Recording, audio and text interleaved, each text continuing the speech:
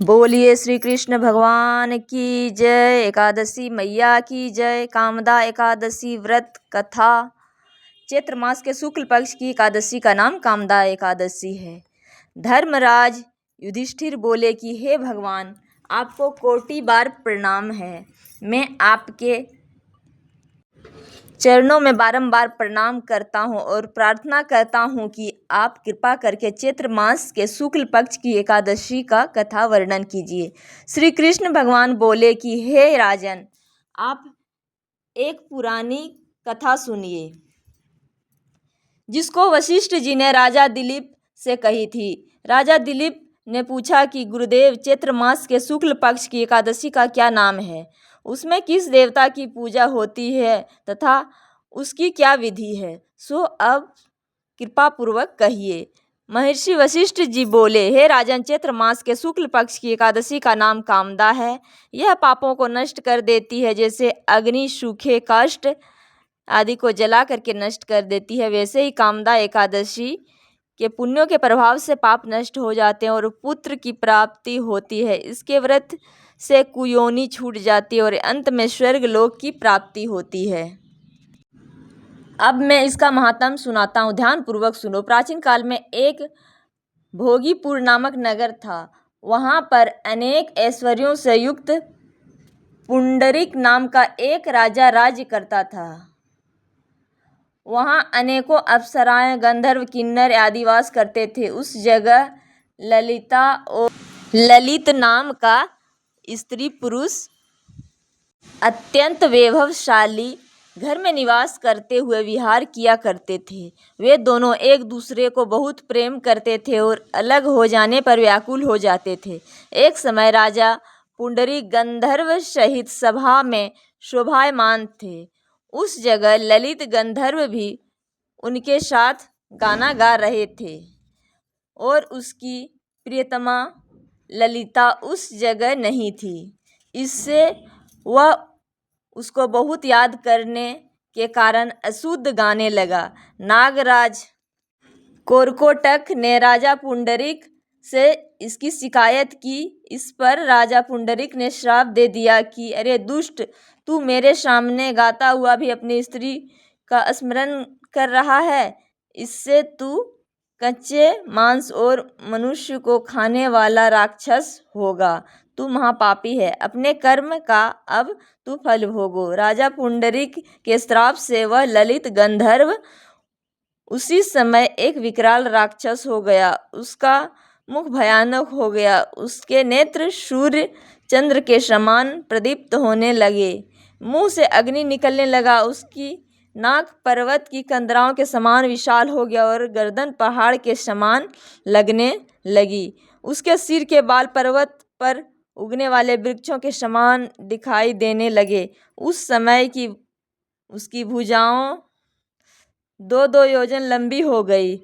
इस तरह उसका 8 योजन शरीर हो गया। राक्षस हो जाने पर उसको महान दुख मिलने लगा और अपने कर्मों का फल भोगने लगा। जब ललिता को अपने प्रियतम ललित का ऐसे हाल मालूम हुआ तो वह बहुत दुखी हुई। वह सदैव अपने पति के उद्धार के लिए विचारने लगी कि मैं कहाँ जाऊं और क्या करूं। वह राक्षस घोर वनों में रहने लगा और अनेक प्रकार के पाप करने लगा।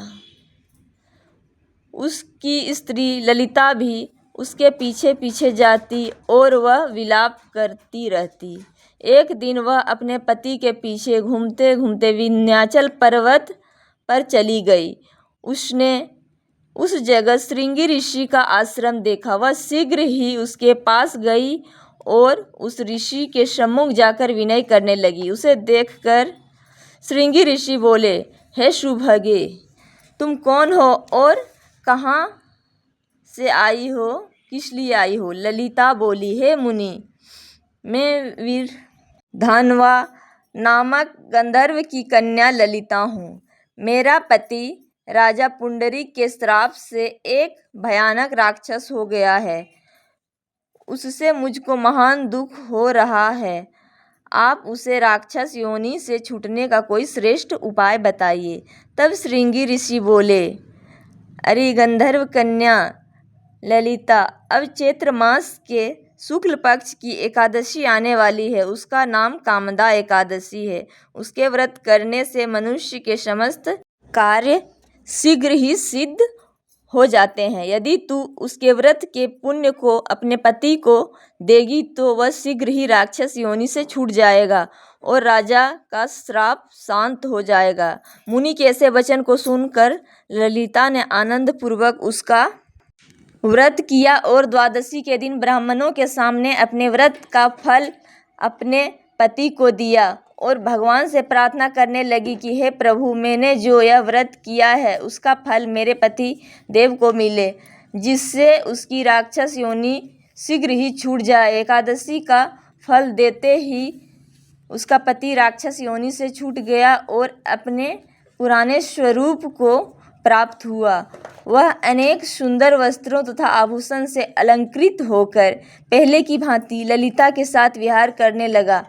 कामदा एकादशी के प्रभाव से वह पहले की भांति अब अधिक सुंदर हो गए और पुष्पक विमान पर बैठकर स्वर्गलोक को चले गए।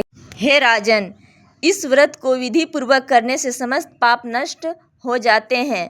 इसके व्रत से मनुष्य ब्रह्म हत्या इत्यादि पाप और राक्षस आदि की योनि से छूट जाते हैं। संसार में इससे महान कोई दूसरा व्रत नहीं है।